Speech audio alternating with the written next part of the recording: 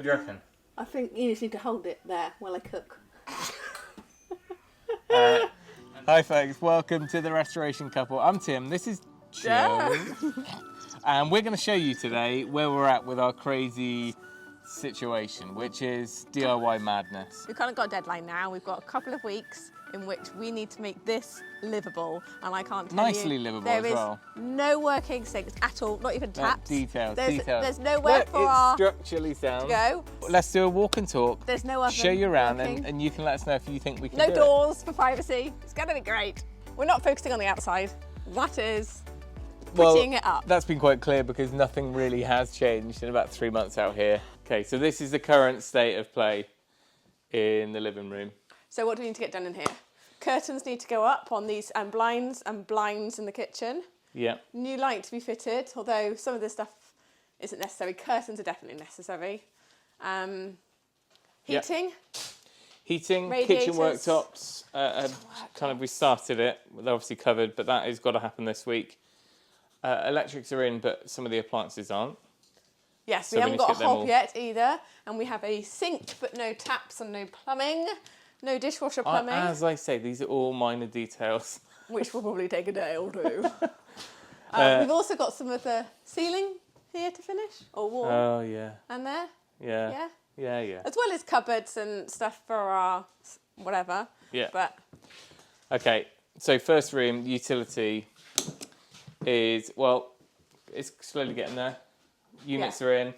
Just got to do the supplies there. We've just got to sort the waste out for the washing machine. and our main thing is, washing machine. It's not livable without a washing machine, and the toilet in here. If you No can- plumbing in there you can yet, see. so that's got to happen.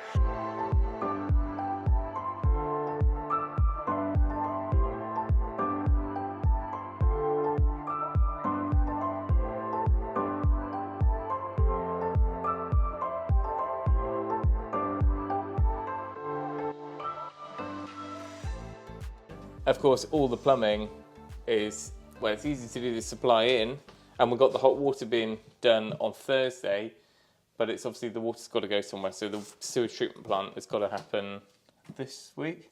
Yeah, but we're waiting on a digger everything to this week. arrive. So, Yeah. The bedrooms are probably the most done. The curtains still need to go up, but the skirtings are pretty much done. The architrave, Doors are ready which to paint. we bought, but we haven't painted at all. No, we and can get them painted. Like, to Look, be there's a honest- bed in here. Yeah, you still got to do another coat on the skirting. Impatient. Just impatient. I was trying to make my girls' dreams come true. What can I say? This is the room that I think needs the most work, Yeah. because there's no shower, no bath, no wall panels. Wall panels arriving Wednesday, That's right. but no sink. Plumbing's Like kind working of there. tap, so anyway. Kind of there. Go Really on, helpful. Onwards. Yeah, or more trim down here to cut and fit. Hang on, come on, I've got a delivery coming. I've got to get the tractor loaded. Yeah, okay. This is today's job. Do you think this is doable, guys? Do you think this is doable? I've got to get all this out, do the floor, get the curtains up. There's some light fixings to go on the wall. We are going to do the wardrobes, but that's not a priority, and the door, obviously, and then the skirting. I think this is a good one. This is a day project. Today? Day project is a 2-day, Tim. We've got 4 hours before I've got to go put the girls up. Yeah, bish bash bosh. Yeah. Done by lunch.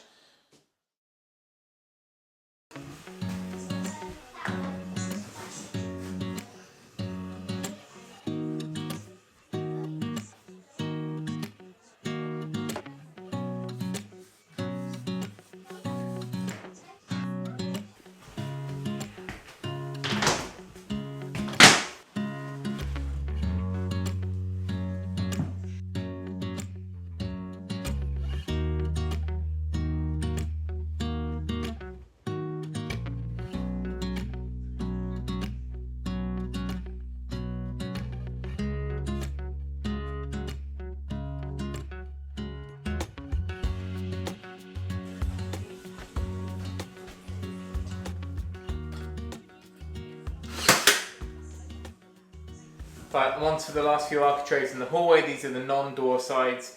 I mentioned in the last video, or a recent video, about fitting the architraves, and I showed you one way of doing it when we were just doing piece by piece.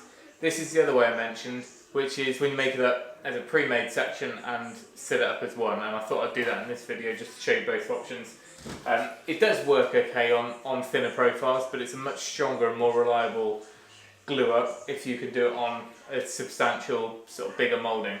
But I'll try it on this. I've done 2 or 3 today this way, and it seems to be working okay. So this is Mitre Bond, or Mitre Fast this is called, and this is a really old one, so I'm hoping it's going to hold up okay. It only really needs to hold up long enough to be fitted up onto the door lining. After that, everything else, the strength comes from the actual fixing and fitting of it. It's basically a 2-part CA super glue where you can spray an activator on the other half and it goes off really quickly. And we'll be using it for kitchen trim next week. I've pre-cut everything, just check them to make sure they're nice and neat. And I'm obviously being careful because I've got a finished floor here, although there is a kid's bed going where I'm gluing. So I spray that on that side and I'm just referencing it.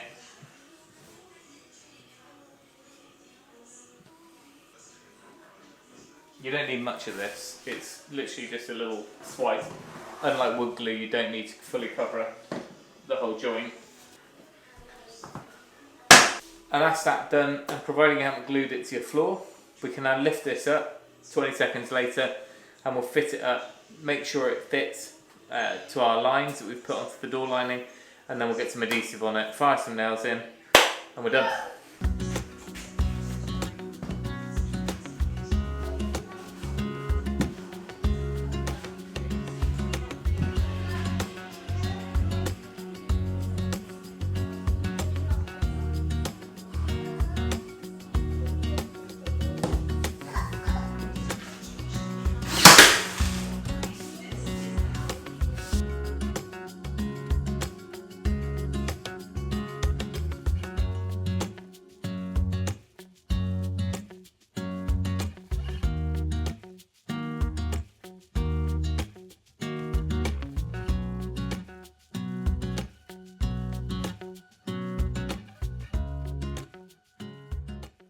Right, we've been out on a mad dash because we're too impatient to wait for Saturday delivery, and I really need to get this cut.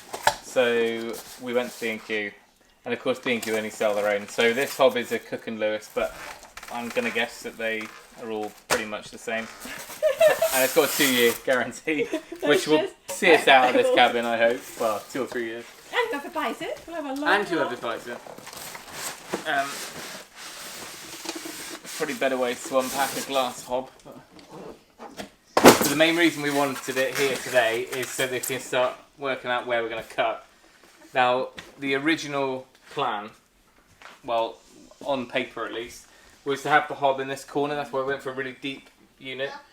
But then stupidly we put this oven unit quite close. So if we carried the units around, maybe another 300 or 400 unit, it would have been quite nice. We were going to put an angled wall and it was going to work, but there's no space for that. No. So it's going to have to go here. There's no real way around it apart from it going in the breakfast bar, and that's not an option now. So we don't need to worry about window.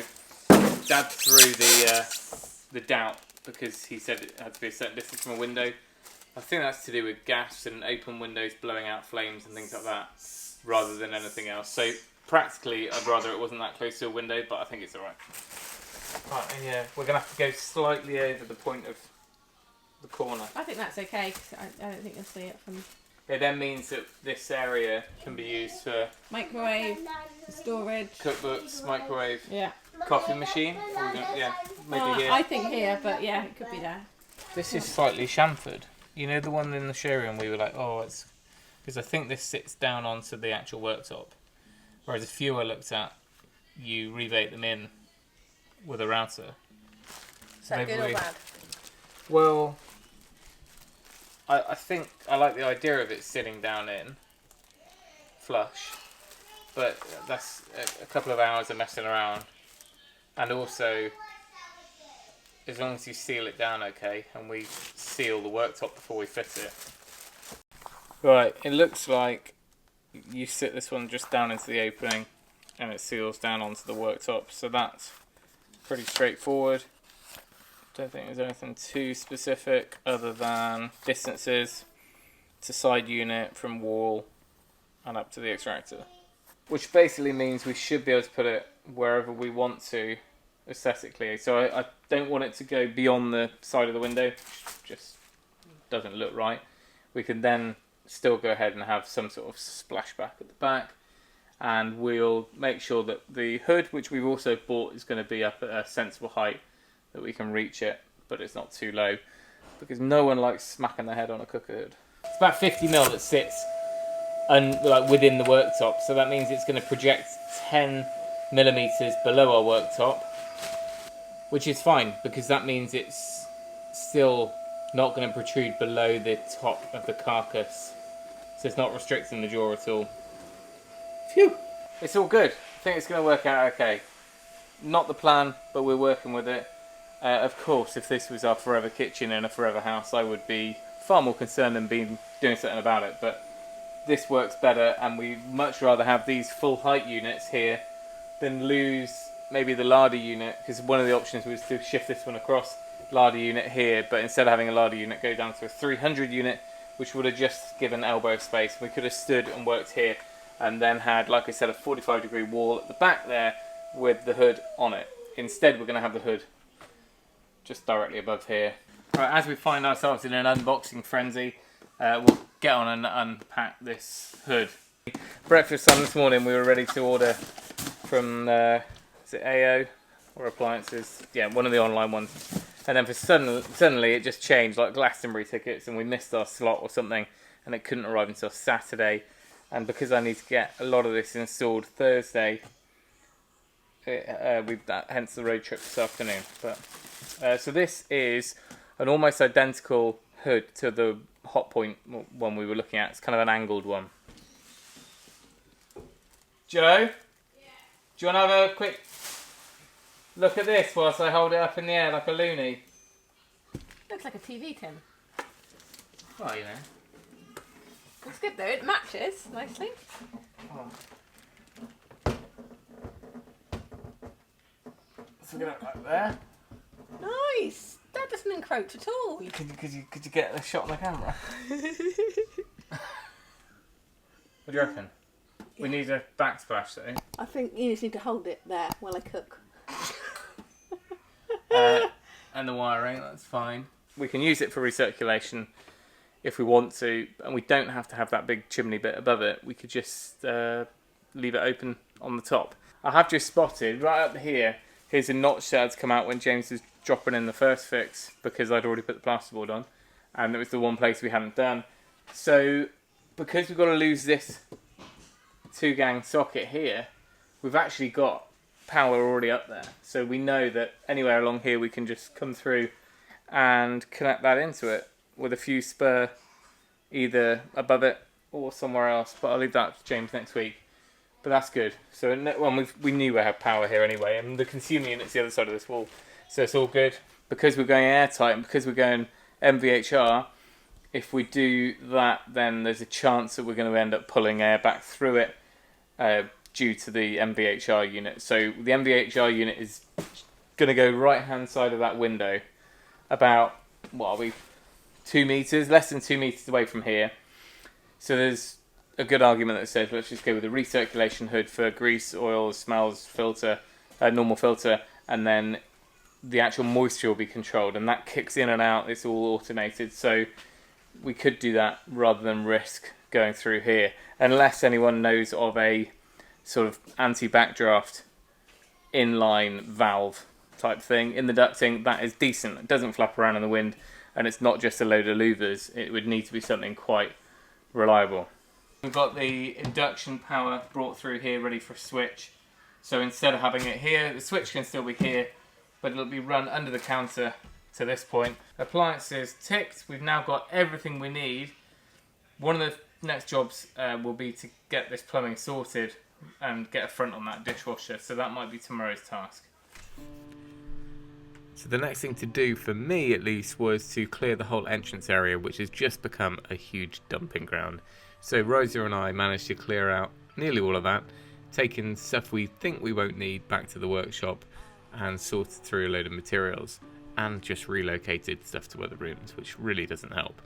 Anyway, the main priority is to get this whole area ready for all of the skirting boards, a bit of door trim and architrave, so we can follow this around and join into what we've already done. Next job was to finish some of the prep on the second fix. So I did the caulking, Joe followed around with the sanding, and then the next thing will be to just sand those bits back ready for painting. Joe's going to take on all the painting, so in the evenings she's been doing that. These rooms are almost there, which is quite reassuring because there's still an awful lot to do in the bathroom and kitchen. Now, it's going to be a bit of a mixed bag, these videos, over the next couple of weeks, because as you can imagine, it is everything from first fix plumbing that hasn't been done yet through to curtains and soft furnishings. So we're hoping to get the whole thing finished in around 2 weeks. Now, the reason for that, which I'm not sure we even alluded to at the beginning, there's no real hard deadline, but we had to give ourselves something. And come early April, we're going to need to be around a lot because all the sheep will be lambing, and we just found that it was a bit of a nightmare with the goats. So if we're not able to be on site comfortably during the day, or when we need to stay over in the evenings, I think it's just makes sense to give ourselves a deadline. We work well to deadlines, and that is that. We will aim to get it to a nice point where we are almost done internally, and that's our mission. So 2 weeks and we're going to be there, he says. I hope you enjoyed this one. If you've got any questions on what we've been up to, then leave them down in the comments. Likewise, we've got a whole bunch of videos which we've already shot, so the bits on fitting the kitchen worktops, or at least cutting them, and some of the other bits around the plumbing and the bathroom and heating, we will also be featuring in little standalone videos shortly. Thank you as always to Speedy, our sponsors for this project, and also to all of our Patreon supporters. I will leave it there. If you want to find out more info about Patreon, find it down in the description. But that's it. Thank you for watching. Remember, if you can, do it yourself, and we'll see you next time. Hey folks, welcome to the Restoration Couple. I'm Tim. Oh my word, do you want to hype it up a bit? Okay. Well, Ready? yours is like... Okay.